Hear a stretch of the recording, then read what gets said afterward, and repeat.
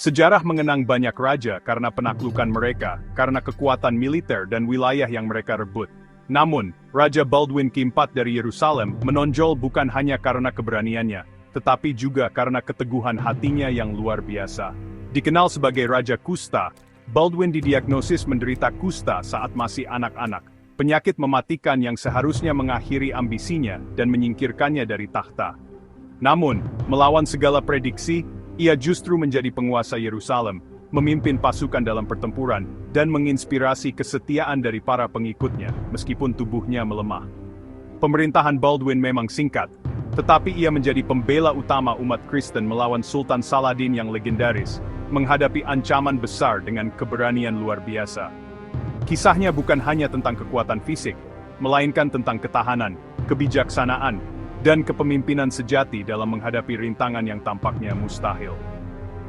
Baldwin membuktikan bahwa kebangsawanan sejati berasal dari hati dan pikiran, bukan dari tubuh yang sempurna. Kita akan menjelajahi bagaimana raja muda ini, yang dinobatkan pada usia 13 tahun, menghadapi tekanan yang mustahil, menanggung penderitaan, dan meninggalkan warisan yang masih menginspirasi dunia hingga kini. Hidupnya adalah bukti nyata tentang apa yang bisa dicapai seseorang melalui kekuatan kemauan, tekad, dan semangat yang murni. Baldwin lahir pada tahun 1161, seorang pangeran yang ditakdirkan untuk kebesaran di kerajaan tentara salib Yerusalem. Tahun-tahun awalnya penuh harapan. Ia unggul dalam studi dan pelatihan di bawah sejarawan William dari Tyre. Namun, permainan masa kecil mengungkapkan kebenaran yang menakutkan. Baldwin tidak merasakan sakit di lengannya, tanda pertama kusta. Pada abad ke-12, kusta adalah hukuman mati, baik secara fisik maupun sosial. Meskipun didiagnosis, ayah Baldwin bersikeras agar ia melanjutkan pendidikan dan persiapan untuk kepemimpinan. Alih-alih disembunyikan, Baldwin dilatih dalam ilmu kenegaraan dan strategi militer. Pikirannya menjadi senjata terbesarnya saat tubuhnya melemah. Penyakit itu menimbulkan keraguan tentang masa depannya, tetapi juga menempa tekadnya.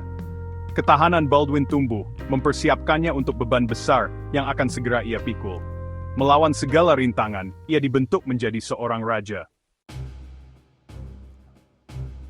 Kematian Raja Amalrik pada tahun 1924 membuat kerajaan dalam krisis.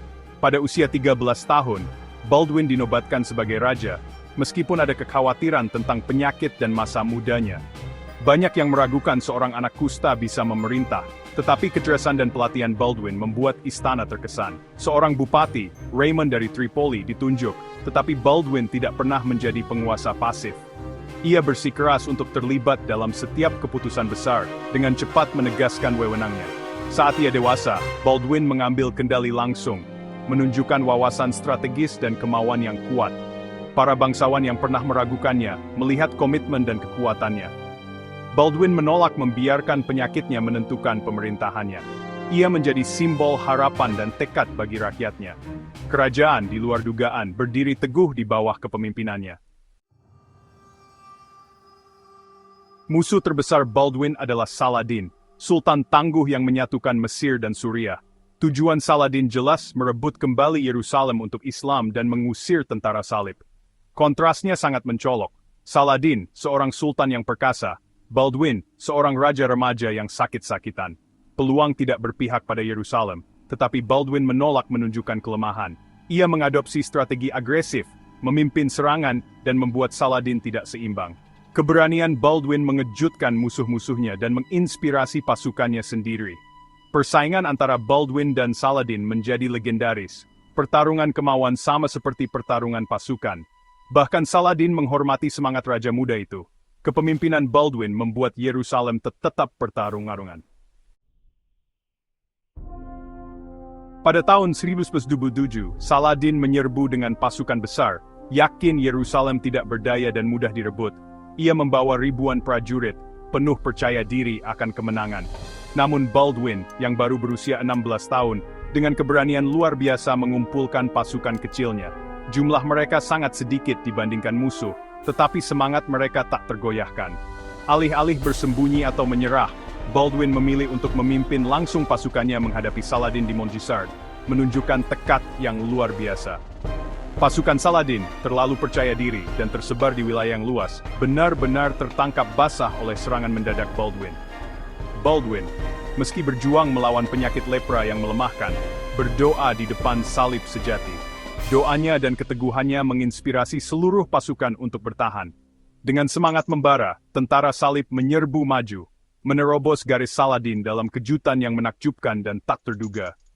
Pasukan Saladin akhirnya dikalahkan. Saladin sendiri nyaris melarikan diri dari kekalahan memalukan itu.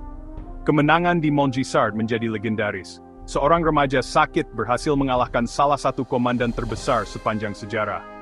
Keberanian dan tekad Baldwin mengguncang kerajaannya, mengamankan kelangsungan hidup kerajaan selama 1 dekade lagi, dan membangkitkan harapan rakyat. Kepemimpinannya dalam pertempuran ini menjadi legenda yang diceritakan turun-temurun. Melawan segala rintangan, Raja Kusta telah membuktikan dirinya sebagai pahlawan sejati. Reputasinya sebagai pemimpin brilian dan tak kenal takut, kini telah disegel. Harapan seluruh kerajaan diperbarui, dan masa depan tampak lebih cerah. Seiring bertambahnya usia Baldwin, Kusta merusak tubuhnya. Ia kehilangan penglihatan, mobilitas, dan harus digendong ke medan perang. Untuk menjaga martabatnya, ia mengenakan topeng menjadi simbol penderitaan dan kekuatan. Topeng itu menyembunyikan cacatnya tetapi tidak wewenangnya, pikirannya tetap tajam. Perjuangan harian Baldwin menginspirasi kesetiaan luar biasa dari para kesatria dan rakyatnya. Bahkan musuh-musuhnya, termasuk Saladin, menghormati kegigihannya. Kehadiran Baldwin di medan perang, bahkan di Tandu, menginspirasi pasukannya untuk bertempur dengan sengit. Ia membuktikan bahwa kerajaan sejati diukur dari semangat, bukan penampilan. Pemerintahannya menantang gagasan tentang apa artinya menjadi seorang raja. Warisan Baldwin adalah keberanian dalam menghadapi kesulitan yang tak henti-hentinya. Tantangan Baldwin tidak hanya di medan perang, ia juga menghadapi ujian berat di dalam dinding istananya sendiri. Ia harus mengelola istana yang terpecah belah dan mudah pecah, di mana setiap keputusan bisa memicu konflik baru. Baldwin menyeimbangkan faksi-faksi yang bersaing, berusaha menjaga perdamaian di tengah ketegangan yang terus-menerus. Ia membuat keputusan demi kebaikan kerajaan, bukan keuntungan pribadi. Mengamankan suksesi sangat penting, karena penyakitnya berarti ia tidak akan memiliki ahli waris, dan masa depan kerajaan dipertaruhkan. Ia mengatur pernikahan saudara perempuannya, Sibylla, berharap untuk memastikan stabilitas dan kelangsungan dinasti. Namun tekanan politik menyebabkan kebangkitan Guy dari Lusignan, pilihan yang membawa bencana bagi kerajaan.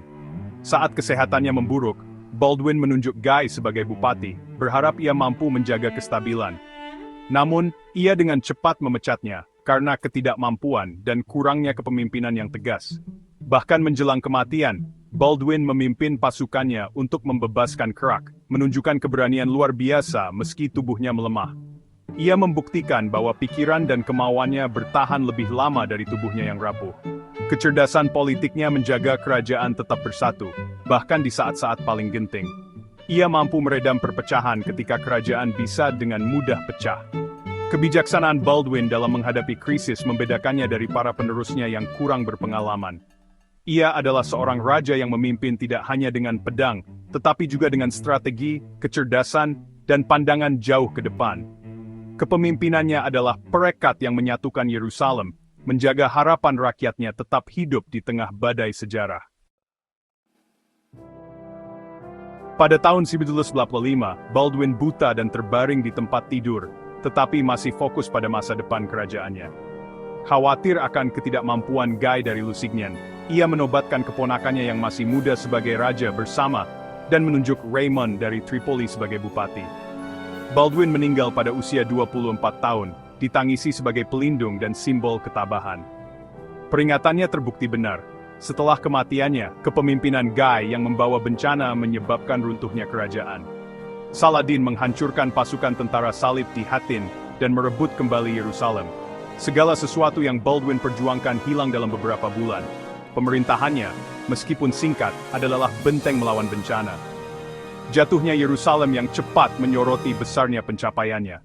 Kepemimpinan Baldwin telah menjaga kerajaan tetap hidup melawan rintangan yang mustahil. Tanpa dia, itu tidak bisa bertahan.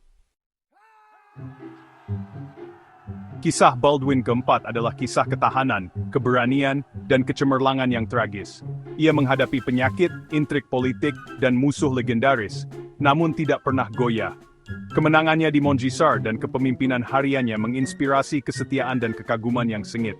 Runtuhnya kerajaan setelah kematiannya membuktikan betapa vitalnya kepemimpinannya. Hidup Baldwin adalah pelajaran tentang kekuatan semangat atas keadaan. Ia mendefinisikan ulang apa artinya menjadi seorang raja. Kekuatan diukur dari kebijaksanaan dan kemauan, bukan kesehatan. Hari ini, Raja Kusta dikenang sebagai pahlawan yang menentang takdirnya.